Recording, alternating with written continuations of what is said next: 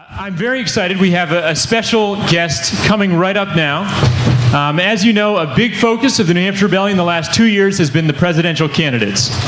And we have been deeply encouraged by the fact that for the first time in my lifetime, each one of the leading Democratic candidates has sat down with us, has taken our ideas, and has come out with comprehensive plans to fix this big money corrupt system in politics. I'm sorry to announce that Secretary Clinton herself could not be here this weekend. We were in touch with her campaign consistently, and they made their best efforts. But we are very thrilled that in her stead we have the New Jersey Senator Cory Booker speaking on behalf of Hillary Clinton. Thank you so much. Thank you. So I just want to, from the bottom of my heart, thank you all for being here. Let's put aside the fact that most of America is pouring into the state of New Hampshire right now, battling for various candidates. The reality is that elections are going to come, elections are going to go. They're critically important. But unless we fix the campaign finance system in America, we will never get the democracy that we deserve as Americans. It is utterly critically important that we focus on this issue of trying to transform the reality that we've descended to in our country.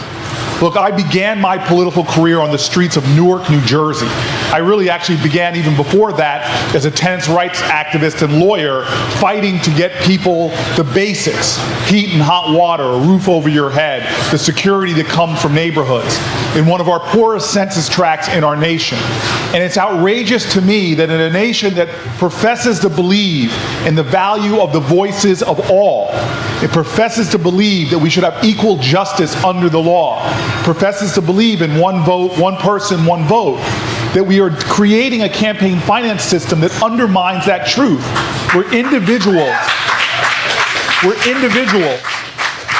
individuals who have strong voices, strong opinions, can be drowned out by millionaires and billionaires and corporations and others who do not allow those voices to be heard. And so the mission of this organization and the memory of Granny D, to me, is so important, not just for New Hampshire, but this has got to become a movement in America so that we can begin to take back our elections for the people. I am proud of the fights that are going on in my state for these kind of issues and this kind of justice. I return home, as I will tonight, to Newark, New Jersey, still living in that area, right down the streets from the projects I lived in for the first 8 years of my political life. And I'm proud that there are people like to know that like you all, realize that we're all in this together, that injustice anywhere is a threat to justice everywhere. And so I signed on to the Hillary Clinton campaign for many reasons, but one is very clear. When it comes to this issue, she has the most comprehensive, detailed plan about how we're going to take back our campaign finance system for the people. And I encourage you all, no speech can capture it, I encourage you all, if you're evaluating candidates and want to read about substance, want to read about the facts and a plan, to please go to HillaryClinton.com. I know in campaigns it's about the prose and the poetry, but I really want folks like you who hear candidates come and candidates go, election after election, to look at the plan. And not only that, but Hillary Clinton has adopted the platform of this organization already. And she talks about 3 things that I just want to leave you with as pillars of what must be happen. The first is that we have to deal with Citizens United and return our Supreme Court to supporting democracy and not the rights of the rich millionaires, billionaires, and corporations. And what I mean by that is we want to have a president that is committed to 2 things. One is making sure we're appointing Supreme Court justices, because the next president is going to have the opportunity to appoint potentially 1 to 3 Supreme Court justices. We want to make sure that those folks are going to that bench, understanding the urgency of this issue and the challenge and the problems that we face. Number 2, as a person that signed on to a constitutional amendment from the Senate to try to make sure that we make it clear in our Constitution what the values of the people are and what will protect the people's right to have voice in this democracy, I'm proud that Hillary Clinton also has that as part of her platform. The next thing that she stands for is to fight against something that I'm telling you is one of the most insidious aspects of all this money pouring in, is that people are giving money to fund these horrible ads, drowning out the voices of people, and then they hide their hand and pretend like they had nothing to do with it. There needs to be transparency and disclosure of where money going into our politics is coming from. And no corporation. I am a guy that likes to understands that my consumer choices are endorsing certain behaviors. I'm smart about where I try to spend my dollars, or at least I try to be. And no corporation should be able to pump millions and millions of dollars to support a candidate and not have that be disclosed to the people and to the shareholders. That should be public information. So getting rid of dark money environment that we live in is something that that Secretary Clinton believes in, and something that I will fight for with her, God willing, when she's president. And the third thing, which is very important, and the gentleman who spoke before me, who was a courageous public leader, who stood himself for public office in the United States Senate. John is an extraordinary man, and he said it right, and I believe in it.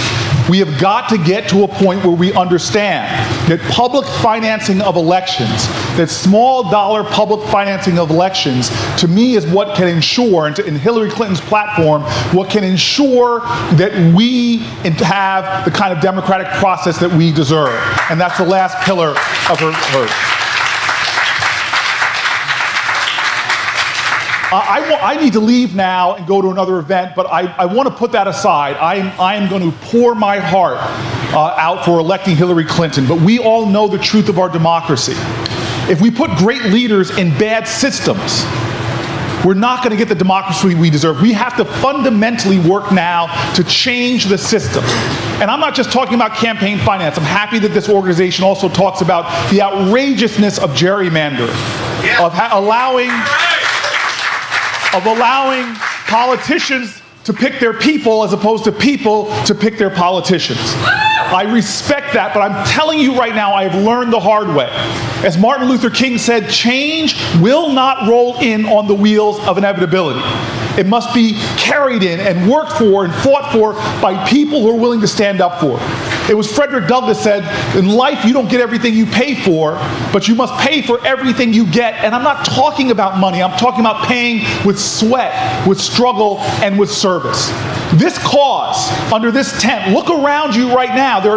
This is not crowded, this is not packed, this is not the thousands of people you see showing up for presidential rallies, but this is just as important what you all are doing here right now. And I will tell you this, if you look around you right now at your brothers and your sisters who are Americans and believe in this country, if you look around this tent, I tell you it echoes with the sentiment and spirit of small groups of Americans who gathered against insurmountable odds in the past. It was like people that gathered in barns, plotting and planning against the implacable institution of slavery in this country. Handful that they were, blacks and whites joining together in barns in the cold. They plotted and planned. They built a railroad not out of steel, but they built it out of spirit, and they broke down that institution and liberated this country. It's rooms like this, in church basements, where people gathered against the outrageous hatred and bigotry of Jim Crow, who believed that despite the odds, a small group of people can make a difference, can tear down injustice. That's the spirit in this room right now. It is like people in the face of sweatshops and child labor who join together saying that we will create a workers' rights revolution in this country that will bring about justice and equality for the people. We are Americans. We don't need everybody to join with us.